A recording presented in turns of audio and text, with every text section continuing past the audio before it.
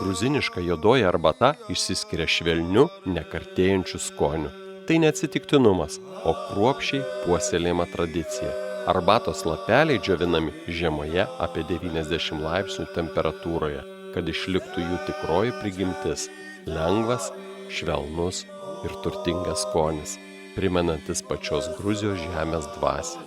Ruošiant arbatą, svarbiausia kantrybė ir pagarba procesui. Į pasirinktą indą įpilama apie 80 laipsnių temperatūros vandens, ne verdančio, o vos kvėpuojančio garais.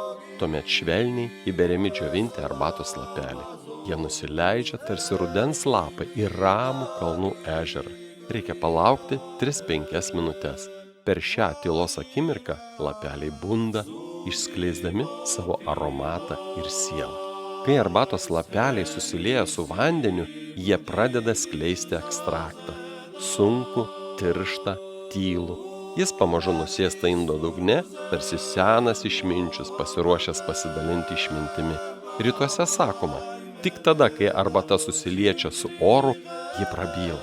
Todėl šį skystį reikia perpilti į kitą indą, lėtai, švelniai, kaip perduodant patirtį iš rankos į ranką. Tai ne technika, tai tylus ritualas, kuris leidžia arbatos dvasiai pakilti. Spalva keičiasi. Iš pradžių arbata būna gintaro spalvos, šviesi ir skaisti, tačiau kai ji pereina į kitą indą, įgauna gilų atspalvį, tarsi prisiminimai, kuriuos atneša vakaras kalnuose. Jei arbata tikra, be jokių priemaišų, tuomet jos paviršiuje atsiranda švelni, natūrali puta. Tai ženklas, kad lapeliai kalba tiesiai iš žemės, be pagražinimų.